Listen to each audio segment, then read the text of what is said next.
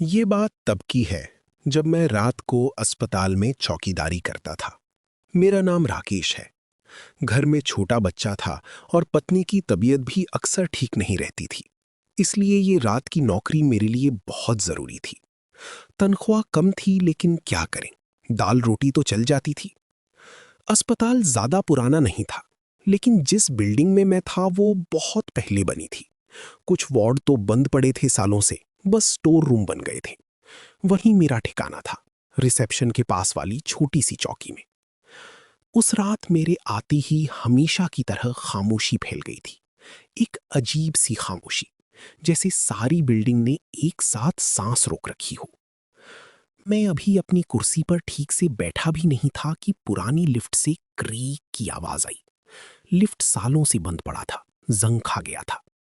मैंने सोचा चूहा वूहा होगा या हवा से आवाज आई होगी। तभी दूसरी मंजिल से एक तेज खट की आवाज आई, जैसे किसी ने कोई भारी चीज जमीन पर पटकी हो। मेरे रोंगटे खड़े हो गए। मैंने टॉर्च उठाई और ऊपर देखने की हिम्मत जुटाने लगा।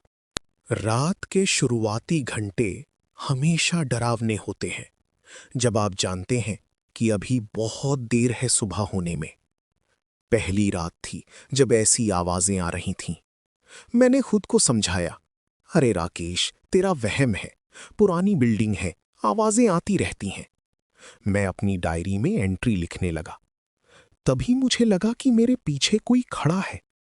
एक ठंडी हवा का झोंका आया, जैसे कोई मेरे बिल्कुल पीछे सांस ले रहा हो। मैंने पलटा, कोई नहीं था, सिर्फ खाली दीवार जिस पर रंग उखड़ा हुआ था। मैंने टॉर्च चारों तरफ घुमाई, लेकिन कहीं कुछ नहीं। वापस कुर्सी पर बैठ गया, लेकिन पीठ पर अभी भी वो ठंडक महसूस हो रही थी। थोड़ी देर बाद वही ठंडी हवा फिर से महसूस हुई। इस बार मेरे कान के पास से एक हल्की फुसफुसाहट गुजरी, जागते रहो। आवाज इतनी धीमी थी कि मैं सोचता रहा कि मैंने सुना भी या ये मेरे दिमाग का खेल था। अगले 1 घंटे तक सब शांत रहा। मैंने राहत की सांस ली। शायद मेरा दिमाग ही थका हुआ था। मैं अपने फोन में कुछ देख रहा था। तभी मुझे लगा कि ऊपर गलियारे में कुछ चल रहा है। धीमी, घिसटती हुई आवाज, जैसे कोई बहुत बूढ़ा आदमी लकड़ी के सहारे चल रहा हो। मैंने टॉर्च ली और हिम्मत करके ऊपर वाली मंजिल पर गया। वहां एक लंबा गलियारा था, जहां अब कोई आता जाता नहीं था। लाइटें अक्सर खराब रहती थीं। मैंने टॉर्च जलाई। उसकी रोशनी में गलियारे के आखिर में मुझे एक परछाई दिखी। एक लंबी पतली परछाई, जैसे कोई इंसान खड़ा हो।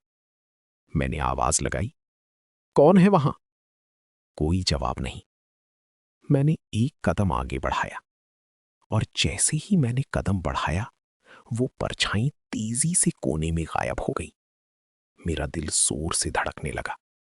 ये कोई इंसान नहीं था। इंसान इतनी तेजी से गायब नहीं होता। मैंने दौड़कर कोने तक गया, लेकिन वहां सिर्फ एक खाली कमरा था। पुराना वार्ड, जिसमें सिर्फ जंग लगी बेड और टूटी हुई मशीनें पड़ी थीं। मैं वापस अपनी चौकी पर आया, पसीना पोंछते हुए। मुझे लगा ये मेरा वहम है, लेकिन अंदर ही अंदर एक डर बैठ गया था। अगले कुछ घंटों में ये सिलसिला जारी रहा। कभी लिफ्ट से आवाज आती, कभी ऊपर की मंजिल से कोई चीज गिरने की। मैंने सोचा शायद कोई आवारा जानवर होगा या कोई नशेड़ी घुस आया होगा। लेकिन फिर कुछ ऐसा हुआ जिसने मेरे सारे वहम तोड़ दिए। मैं अपनी चौकी में बैठा पानी पी रहा था। तभी मेरी नजर सामने की खिड़की पर पड़ी, जो अस्पताल के पीछे वाले हिस्से में खुलती थी। वहां एक पेड़ था। उस पेड़ के नीचे मुझे एक औरत की आकृति दिखी, साड़ी में लिपटी हुई, बाल खुले हुए। वो मेरी तरफ देख रही थी। मैंने टॉर्च जलाई और सीधे उसकी तरफ मारी। वो हटी नहीं। मैंने ध्यान से देखा। उसकी आंखें नहीं थीं, बस खाली गड्ढे थे जहां आंखें होनी चाहिए थीं, और उसके मुंह से खून बह रहा था। मेरे हाथ से बोतल छूट गई। वो आवाज नहीं कर रही थी, बस मुझे घूर रही थी। मैं चिल्लाना चाहता था, लेकिन आवाज नहीं निकली। मैं अपनी जगह पर जम सा गया। फिर धीरे धीरे वो आकृति धुंधली पड़ने लगी और हवा में घुल गई। जब वो पूरी तरह से गायब हो गई, तब मेरी सांस में सांस आई। मैंने तुरंत अपना फोन निकाला, किसी को फोन लगाने के लिए, लेकिन नेटवर्क नहीं था। अस्पताल के अंदर कभी कभी ऐसा होता था, लेकिन आज ही क्यों? मैं थर थर कांप रहा था। ये सब वहम नहीं था, ये सच था। मैंने हिम्मत जुटाई और सोचा कि मैं अंदर ही अंदर नहीं बैठ सकता। मुझे एक बार फिर से ऊपर जाकर देखना होगा। मैं धीरे धीरे सीढ़ियां चढ़ने लगा। हर सीढ़ी से पुरानी लकड़ी के चरमराने की आवाज आती थी। दूसरी मंजिल पर पहुंचकर गलियारे में जो लाइट्स आधी जल रही थीं, वो टिमटिमाने लगीं। मैंने टॉर्च जलाई। सामने एक बंद दरवाजा था, जिस पर प्राइवेट वार्ड नो एंट्री लिखा था। ये वार्ड सालों से बंद था। मैंने हमेशा सोचा था कि इसमें कुछ जरूरी सामान होगा। तभी मुझे दरवाजे के नीचे से एक चमक दिखी। मैंने झुककर देखा। दरवाजे के नीचे से उस वार्ड के अंदर से एक लाल रोशनी आ रही थी, जैसे कोई दिया जला रखा हो। लेकिन उस वार्ड में कभी कोई नहीं गया था। मैंने दरवाजे को छू कर देखा। ठंडा था, अजीब सी ठंडक, जैसे बर्फ छूली हो। मैंने अपनी उंगली हटाई। तभी दरवाजे के ठीक पीछे से एक हल्की सी खरोंचने की आवाज आई, जैसे कोई अपनी नाखूनों से लकड़ी को खरोंच रहा हो। वो आवाज धीरे धीरे तेज होती गई। मैं डर कर पीछे हटा। मुझे अब यकीन हो गया था कि यहां कुछ तो है, और वो चीज मुझे अकेला नहीं छोड़ने वाली। मैंने तय किया कि मैं अपनी चौकी पर वापस जाकर बैठूंगा और सुबह होने का इंतजार करूंगा। मैं वापस नीचे आया, लेकिन इस बार मुझे लगा कि कोई मेरे पीछे पीछे आ रहा है। हर सीढ़ी पर मेरे पीछे भी एक कदम की आवाज आती। मैं जितनी तेजी से नीचे उतरता, वो आवाज उतनी ही तेजी से मेरा पीछा करती। मैं अपनी चौकी पर पहुंचती ही कुर्सी पर धम से बैठ गया। मेरी सांस फूल रही थी। मैंने दरवाजा बंद करने की सोची, लेकिन चौकी का दरवाजा हल्का था, उसमें कुंडी भी नहीं लगती थी। रात गहरी होती जा रही थी। बाहर हल्की हवा चल रही थी, लेकिन अंदर का मौसम अजीब सा था। ठंडी हवा के झोंके बार बार आते, और हर बार उनके साथ एक अजीब सी सड़ी हुई गंध आती थी, जैसे कोई पुरानी दवाइयां सड़ रही हों या कोई लाश रखी हो कहीं पास में। मैंने अपनी नाक पर रुमाल रख लिया। तभी मुझे अपनी चौकी के बाहर से, गलियारे से, एक बच्चे के रोने की आवाज आई। बहुत धीमी, लेकिन इतनी साफ कि मैं उसे नजरअंदाज नहीं कर सका। ये आवाज बच्चों के वार्ड से नहीं आ रही थी, वो तो दूसरी बिल्डिंग में था। ये आवाज इसी बिल्डिंग के अंदर से थी। मैंने टॉर्च उठाई। मुझे अब भागने की बजाय सामना करने की हिम्मत जुटानी पड़ रही थी। मैं धीरे से चौकी से बाहर निकला और गलियारे में गया। आवाज सामने वाले वेटिंग एरिया से आ रही थी, जहां प्लास्टिक की कुर्सियां पड़ी थीं। मैंने टॉर्च घुमाई, कोई नहीं था। फिर आवाज मेरे ठीक पीछे से आई। मैंने तेजी से पलटा, वहां भी कोई नहीं था। आवाज चारों तरफ से आ रही थी, जैसे कई बच्चे एक साथ रो रहे हों और फिर एक साथ चुप हो जाते हों। मेरा सिर घूमने लगा। मुझे लगा मैं पागल हो रहा हूं। मुझे प्यास लगी थी, लेकिन पानी पीने की हिम्मत नहीं हो रही थी। तभी मैंने देखा, सामने की खाली कुर्सी पर किसी ने एक खिलौना रख दिया था। एक पुरानी फटी हुई गुड़िया। उसकी एक आंख गायब थी और उस जगह से काला धागा निकला हुआ था। मैंने पिछली बार जब देखा था, वो कुर्सी खाली थी। ये गुड़िया यहां कैसे आई और किसने रखी? मैं अभी भी वहां से हट नहीं पाया था कि गुड़िया की दूसरी आंख भी जमीन पर गिर गई, और फिर उसके मुंह से एक खौफनाक हंसी निकली। सिर्फ एक बार, धीमी, ठंडी और इतनी भयानक कि मेरे अंदर तक हिल गई। मैं एक झटके में पीछे हटा और अपनी चौकी में घुस गया। अब मैं दरवाजा बंद करके दीवार से सटकर बैठा था। मेरी आंखों के सामने अब भी वो बेजान गुड़िया और उसकी हंसी घूम रही थी। मैंने अपनी आंखें कसकर बंद कर ली, लेकिन वो हंसी मेरे कानों में गूंजती रही। मुझे लगा मेरा दिल फट जाएगा। तभी मेरी चौकी के दरवाजे पर किसी ने धीरे से खटखटाया। एक बार, फिर दूसरी बार, और फिर तीसरी बार। हर धड़कन के साथ मेरी धड़कन और तेज होती गई। मैं हिल भी नहीं पा रहा था। मैंने सोचा कि अगर मैंने आवाज नहीं की तो शायद वो चला जाएगा, लेकिन फिर दरवाजे का हैंडल धीरे से नीचे हुआ। दरवाजा खुला। वहां कोई नहीं था, सिर्फ गहरा अंधेरा और वो सड़ी हुई गंध। तभी गलियारे के आखिर में, जहां से मैंने पहले परछाई देखी थी, एक आकृति खड़ी थी। इस बार वो बस एक परछाई नहीं थी, वो साफ दिख रही थी। एक लंबी पतली औरत जिसने सफेद साड़ी पहनी थी। उसके बाल बिखरे हुए थे और वो जमीन तक लटक रहे थे। वो धीरे धीरे मेरी तरफ बढ़ रही थी। उसके पैर जमीन से घिसट रहे थे और हर कदम के साथ एक घिसट घिसट की आवाज आती थी। मुझे लगा मैं अपनी आवाज खो चुका हूं। मैं चिल्ला नहीं पा रहा था। वो मेरे पास आती गई। उसकी साड़ी फटी हुई थी। उस पर गहरे लाल धब्बे थे, जैसे खून के धब्बे हों। उसका चेहरा धुंधला था, लेकिन मैं महसूस कर पा रहा था कि वो मुझे ही घूर रही है। उसकी आंखें गहरे गड्ढे थीं, जैसे उस पेड़ की नीचे वाली औरत की थी। मेरा पूरा शरीर कांप रहा था। मेरे हाथ पैर ठंडे पड़ गए थे। जब वो मेरे पास बिल्कुल करीब आ गई, मेरी चौकी के दरवाजे पर खड़ी हो गई, तो मैंने देखा उसके हाथ, जो साड़ी से बाहर थे, सूखे हुए थे, जैसे किसी मम्मी के हाथ हों। उनकी नसें साफ दिख रही थीं और उंगलियां इतनी लंबी थीं कि मुड़ी हुई थीं। और सबसे भयानक बात, उसकी उंगलियों की नाखून, वो काली थे और इतनी लंबी कि मुड़कर वापस हथेली की तरफ जा रही थी।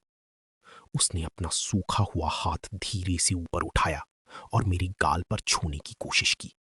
वो छू नहीं पाई, लेकिन उसकी ठंडी हवा मेरे चेहरे पर महसूस हुई।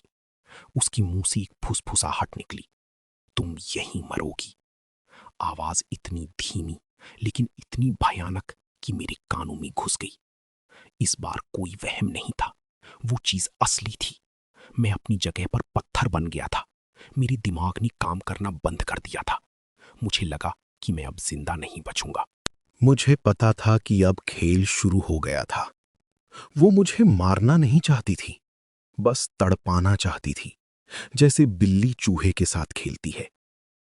वो आकृति मेरी चौकी के दरवाजे पर थोड़ी देर खड़ी रही, मुझे घूरती रही। फिर धीरे धीरे वो पीछे हटने लगी। उसने एक बार फिर से फुसफुसाया, तुम्हें कहीं जाने नहीं दूंगी। और फिर वो गलियारे में गायब हो गई। मैं तुरंत उठा। मेरा पहला विचार था कि भागूं, किसी भी तरह इस अस्पताल से बाहर निकलूं। मैंने मेन दरवाजे की तरफ दौड़ लगाई। दरवाजा लोहे का था, भारी। मैंने हैंडल घुमाया, लेकिन वो लॉक था। मैंने धक्का मारा, खींचा, लेकिन वो टस से मस नहीं हुआ। मैंने पहले कभी उस दरवाजे को लॉक होते नहीं देखा था। हमेशा थोड़ा खुला रहता था। अब क्यों बंद है? मुझे लगा कि कोई मेरे साथ मजाक कर रहा है। मैंने वापस चौकी की तरफ देखा। वहां से एक ठंडी हंसी की आवाज आई। अब मुझे समझ आ गया था कि ये सब उस चीज का काम था। वो मुझे अंदर फंसाकर मारना चाहती थी। मैंने हिम्मत करके लिफ्ट की तरफ देखा। शायद लिफ्ट चालू हो गई हो। मैं लिफ्ट के पास गया और बटन दबाया। कुछ नहीं हुआ। लिफ्ट के ऊपर की लाइट टिमटिमाई और बुझ गई। मैं हताश हो गया। अब मुझे याद आया कि अस्पताल के पीछे एक छोटा सा इमरजेंसी गेट भी था, जो अक्सर खुला रहता था। शायद वहां से निकल सकूं। मैं पीछे वाले गलियारे की तरफ भागा, जहां वो गुड़िया मिली थी।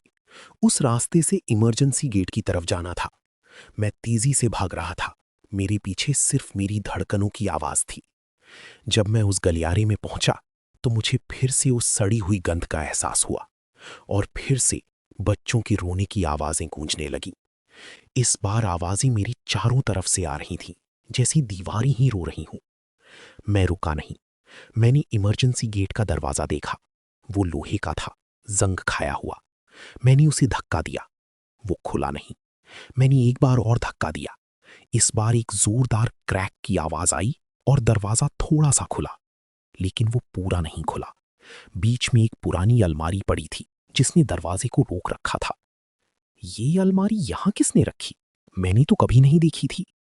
मैंने अलमारी को हटाने की कोशिश की, लेकिन वो बहुत भारी थी, जैसे जमीन में गड़ी हो। मेरी सारी ताकत लगाने पर भी वो हिली नहीं। मेरी पीछे से फिर से उस औरत की ठंडी हंसी की आवाज आई। मैं पलट कर देखा। गलियारे की दूसरी छोर पर वो खड़ी थी। उसके हाथ में वही गुड़िया थी जिसकी आंखें निकली हुई थीं। वो गुड़िया को मेरी तरफ लहरा रही थी, जैसे किसी बच्ची को बहला रही हो। और फिर वो गुड़िया की मुंह से वही खौफनाक हंसी निकली। मैं डर की मारी कांप गया। मेरे पास भागने के लिए अब कोई जगह नहीं बची थी। मैं वापस मेन बिल्डिंग की तरफ भागा, ऊपर की मंजिल पर जाने के लिए। मुझे लगा शायद ऊपर कोई ऐसा रास्ता हो जिससे बाहर निकल सकूं। मैं सीढ़ियां चढ़ने लगा। मेरी सांस फूल रही थी। जैसे ही मैं तीसरी मंजिल पर पहुंचा, गलियारे की लाइटें पूरी तरह बुझ गईं। अब सिर्फ मेरी टॉर्च की रोशनी थी। सामने एक लंबा गलियारा था जिसके दोनों तरफ बंद वार्ड थे। हवा में एक अजीब सी ठंडी सड़ी हुई गंध थी, और इस बार मुझे फॉर्मेल्डिहाइड की तेज गंध भी महसूस हुई, जैसे कोई केमिकल लीक हो रहा हो। मैंने महसूस किया कि वो औरत मेरे पीछे है। मैंने पलट कर नहीं देखा, मैं बस आगे बढ़ता गया। फिर मैंने देखा कि गलियारे के आखिर में एक कमरा था जिसका दरवाजा थोड़ा खुला हुआ था। उस कमरे से हल्की सी रोशनी आ रही थी। मुझे लगा शायद कोई और गार्ड होगा या कोई डॉक्टर होगा। मैंने उस कमरे की तरफ दौड़ लगाई।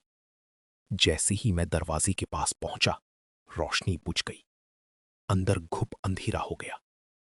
मैंने हिम्मत करके दरवाजे को खोला और टॉर्च जलाई। ये ऑपरेशन थिएटर था जो सालों से बंद था। अंदर सिर्फ एक पुरानी ऑपरेशन टेबल पड़ी थी जिस पर जंग लग गया था। हवा में अभी भी फॉर्मेल्डिहाइड की तेज गंध थी। तभी मेरी नजर टेबल पर पड़ी। वहां एक सफेद कपड़ा पड़ा था जिस पर खून की सूखी हुई धब्बे थी, और कपड़े के नीचे मुझे कुछ हिलता हुआ महसूस हुआ। मैंने हिम्मत करके कपड़े को उठाया। उसके नीचे एक इंसानी हाथ पड़ा था, कटा हुआ। उसकी उंगलियां मुड़ी हुई थी, नाखून काली थी, जैसे उस औरत के हाथ थी। मेरे मुंह से चीख निकली। मैं पीछे हटा। हाथ वहीं रखा था, लेकिन मुझे लगा कि उसकी उंगलियां थोड़ी सी हिली। मैंने तुरंत दरवाजा बंद किया और भागना शुरू कर दिया। मैं पागल हो गया था। मुझे लगा अब मैं जिंदा नहीं बचूंगा। मैं नहीं जानता था कि वो चीज क्या थी, लेकिन वो मुझे नहीं छोड़ रही थी। मैं दौड़ते हुए नीचे की तरफ आया। अब मेरा दिमाग पूरी तरह से टूट चुका था। मैं रोना चाहता था, लेकिन आंसू भी सूख गए थे। मैं अपनी चौकी में वापस आया और कोने में दुबक गया। मुझे लगा कि मैं अपनी आंखें बंद करूंगा और सुबह होने का इंतजार करूंगा, लेकिन उस चीज ने मुझे अकेला नहीं छोड़ा।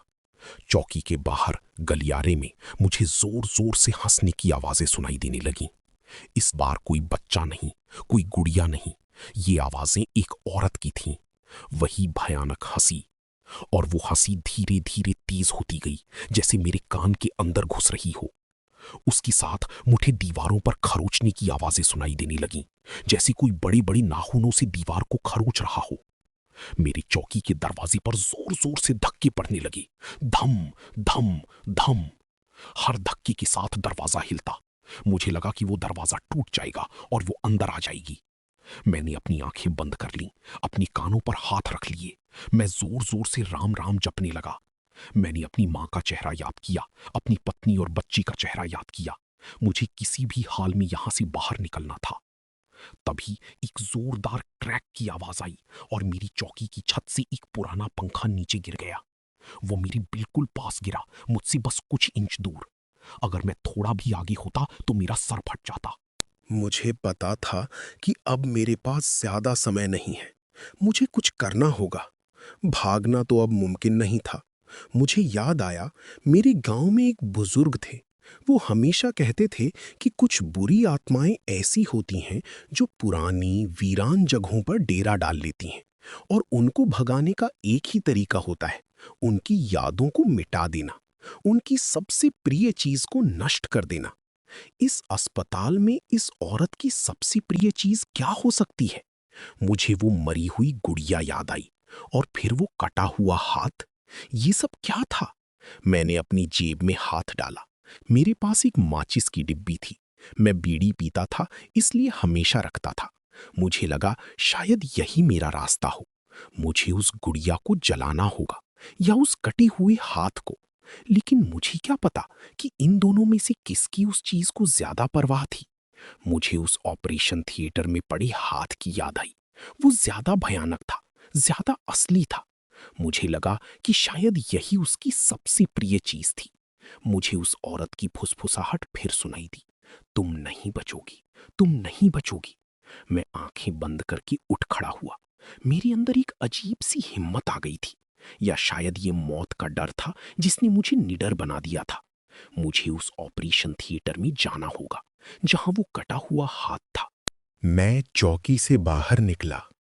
गनियारा अभी भी अंधेरा था, लेकिन अब मुझे कोई नहीं दिख रहा था, बस वो सड़ी हुई गंध।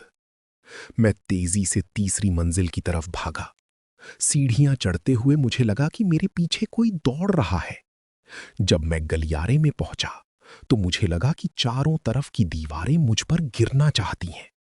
गलियारे के दोनों तरफ बंद वार्ड के दरवाजे जोर जोर से खड़खड़ाने लगे, जैसे अंदर कोई उन्हें तोड़ना चाहता हो। मैं रुका नहीं। मैं ऑपरेशन थिएटर के दरवाजे की तरफ भागा। जब मैं दरवाजे के पास पहुंचा तो दरवाजा अपने आप खुल गया। अंदर की रोशनी टिमटिमा रही थी और हवा में फॉर्मल्डिहाइड की गंध इतनी तेज थी कि मेरी आंखों में जलन होने लगी। ऑपरेशन टेबल पर वो कटा हुआ हाथ वहीं रखा था। मैंने हिम्मत करके माचिस निकाली और एक तीली जलाई। जैसे ही तीली जली, ऑपरेशन थिएटर के अंदर से एक जोरदार चीख निकली, इतनी भयानक कि मेरी आत्मा तक हिल गई। मुझे लगा कि पूरी बिल्डिंग कांप रही है। मैंने तुरंत वो जलती हुई तीली उस कटे हुए हाथ पर रख दी। जैसे ही आग लगी, हाथ जलने लगा और उसके साथ ही थिएटर के अंदर से वो औरत की भयानक चीखें निकलने लगीं। वो चीखें दर्द से भरी थीं, गुस्से से भरी थीं। हाथ आग में जलने लगा और उसकी हड्डियां दिखने लगीं।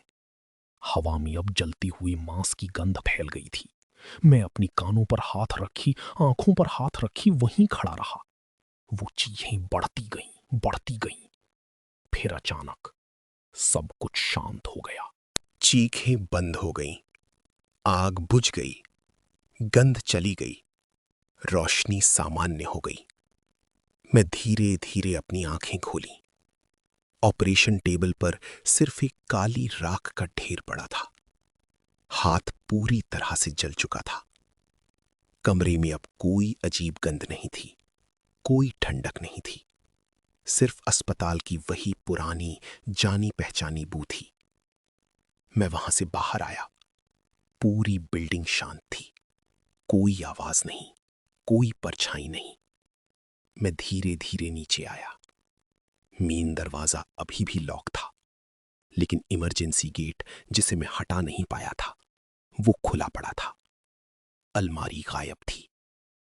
मैं बिना एक पल सोचे उस गेट से बाहर निकल गया।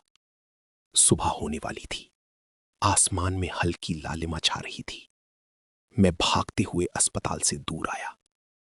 जब मैं घर पहुंचा तो पत्नी ने देखा कि मेरी हालत खराब थी। मेरी आंखें सूजी हुई थीं, मेरा चेहरा पीला पड़ा था। मैंने उसे कुछ नहीं बताया, बस कहा कि रात को नींद नहीं आई। मैं जानता था कि वो कभी मेरी बात पर यकीन नहीं करती। मैंने वो नौकरी छोड़ दी। मैंने फिर कभी किसी अस्पताल में रात की ड्यूटी नहीं की। आज भी जब रात को मैं अकेला होता हूं तो मुझे कभी कभी अपने कान के पास से वो ठंडी फुसफुसाहट सुनाई देती है, जागते रहो। और मुझे लगता है कि वो औरत कहीं गई नहीं है। वो बस इंतजार कर रही है।